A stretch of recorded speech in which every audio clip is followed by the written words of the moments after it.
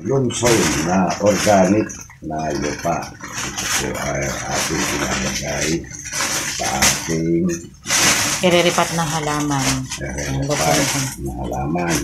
Yung loam soil, organic soil. Ito.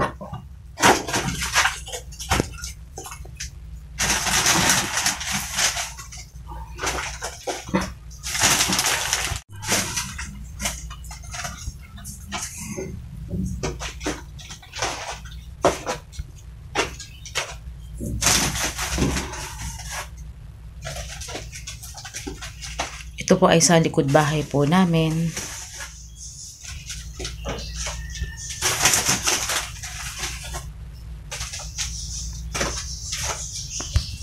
Ito po yung yung ating nilagay na lupa dito sa recycled bottle. Ito nabili natin dito sa malapit sa garden. Yan, ito yung syngonium.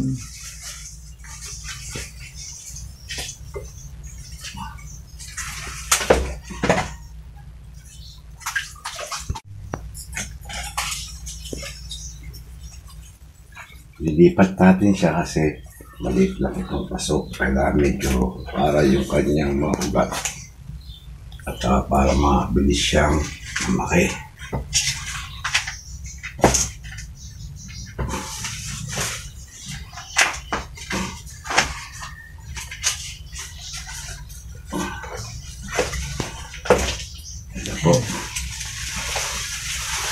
Ito na po yung ating syngonium.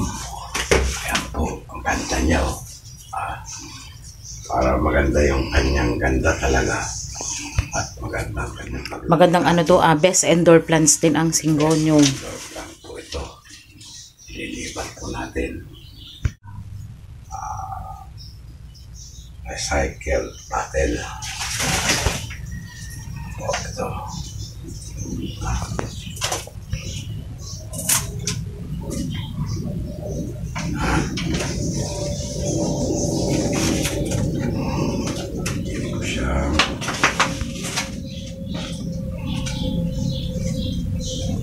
Name.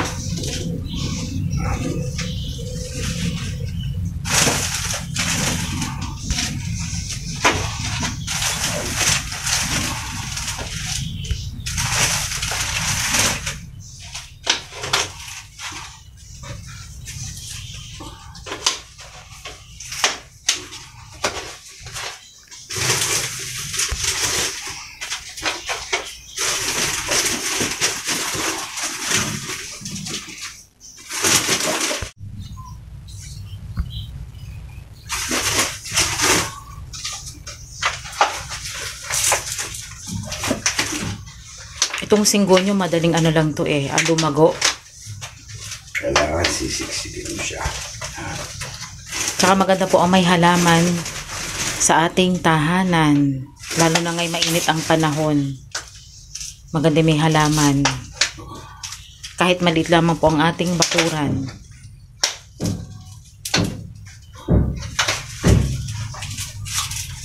Yan. Ito yung ganda po niya. Ito po siya. Ito na po. Wow! At babasahin mo rin para po mabilis ang kanyang pag-recover. Konting tubig lang po. Nandito lamang po sa likod bahay po namin. May naglagay din po ako ng halaman dito. Madalas dito po kami naglalabas sa likod. Ito po siya. Yan, ang ganda nitong syngonium Ito yung isa sa magandang indoor plants. Yan na po.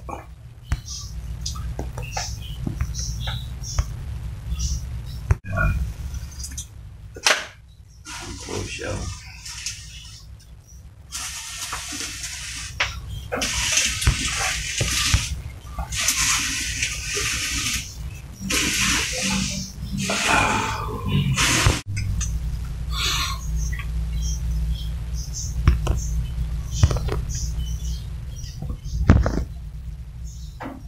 po ninyo ang aming video.